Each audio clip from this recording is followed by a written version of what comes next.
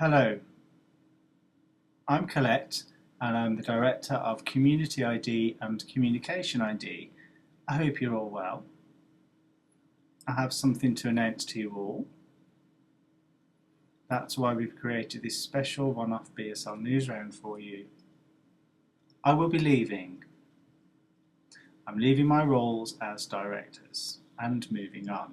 There's various reasons for this and I shall divulge them to you now. It's access to work. The constant toing and froing with them has made my life really difficult. To be completely blunt with you, I feel it's necessary. Access to work have really destroyed my professional life, and that's a fact. Since 2003, they haven't offered me a smooth service, ever. Going back to 2012, the quality of service has dropped dramatically and I've had enough. I'm struggling on a continual basis. It's not fair on me. I've just had enough, this constant questioning. Why do you need this? Why do you need that? Why do you need support? Having to explain myself time and time again. Having to justify myself on a continual basis. I'm deaf. I've always been deaf. Why do I have to keep repeating myself? Just had enough. My time just got completely absorbed by them. The people that work there, they are so patronising and have really awful attitudes. I got really shocked when they offered me a CSW, which is a communication support worker. However, when I looked at the access to work guidelines, it said that it must be a qualified interpreter. So the advice that I was given was in complete contradiction to their own guidelines. And I feel this is motivated by money, and deaf people's needs are completely put aside. That's genuinely how I feel. Let's do some comparisons between the role of support worker to that as a qualified interpreter. Qualified interpreters have to study for 7 years to be able to engage effectively and linguistically with deaf people. Are they the same as support workers? They're not. I completely disagree with this labelling. And surprisingly, Access to Work still continue to label BSL interpreters as support workers. Hold on, support workers are there in a caring capacity. Interpreters don't do that.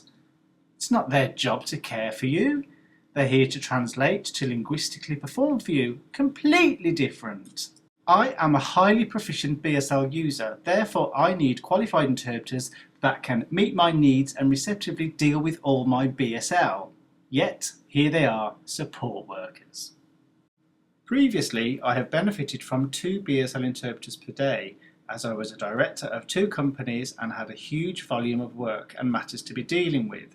I have a need to deliver lots of training, attend networking, face-to-face contact situations with our clients and project beneficiaries. To deal effectively with such work, I needed 2 BSL interpreters. Yet, I was reduced to 1 interpreter, on fixed hours. A salaried interpreter. This completely spoilt everything. My work volume was unable to be dealt with. I had to put this all to one side without sufficient interpreting support. And that's left me feeling in my capacity as a businesswoman, unable to be a decision maker. I felt disempowered and unable to communicate effectively. I made complaint after complaint on a formal basis.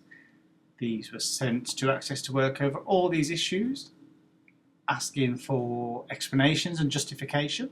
Things are never explained properly. I was met with an attitude that was dismissive and ignorant, and even complained to the head of Access to Work.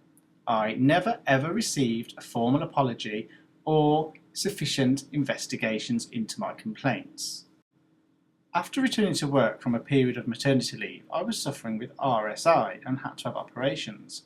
I asked for Access to Work to assess me, to look at my supports. I waited months and months to be finally assessed. And what was the outcome of that? I was told I had to have a support for my wrists for the keyboard, and also I was expected to type less, so therefore it was a requirement for me to use the phone more. Right, so now you want me to use the phone more, but at the same time you've reduced my interpreting support to 1, and you're expecting this interpreter to deal with all of this information? It's far too much for them, far too much. I just had enough. I collected evidence, my complaints, my emails, everything, and then submitted all this to the PHSO, which is the Parliamentary Health Service Ombudsman. All the information has been submitted and I'm just waiting on a reply. I've been reflecting and considering and reviewing the national situation as it stands at the moment.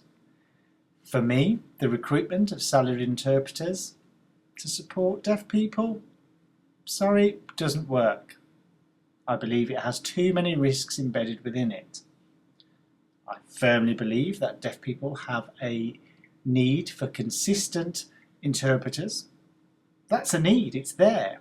You can't offer low-level support worker or communication support worker. Otherwise, deaf people are going to be pushed out of employment and hearing people will take over their jobs. And I disagree with that. I've been pondering on these things since Christmas, and for me, it's time to change my career into a new direction. I had to. I've decided to study as a mental health nurse at a university near my home, which is UCLan, the University of Central Lancaster. I can also have more time with my family and get back to that focus and put all these previous stresses to one side. My studies will be starting in September on the 7th, so I'll be making my plans to leave during this week. I'd like to say big thank yous to Ian and to Andrew, my co-directors. I've really enjoyed the learning curves, the challenges and everything that we've been through. And within our time, I think we were unique, a bit groundbreaking, having a deaf person and interpreters working as equal directors. A UK first, I believe, actually. In the 7 years as well, we've had staff members come and go in the team, and all the staff have been fantastic that I've had the pleasure of working with. The team we have now are great as well. I'll really miss them. They're a fantastic bunch. But now it's time for me to move on from all of this. I need to focus on myself and my own future. I'd like to wish the very best to both CommunityID and CommunicationID. Have a look at some photos of the achievements over the last few years. Goodbye.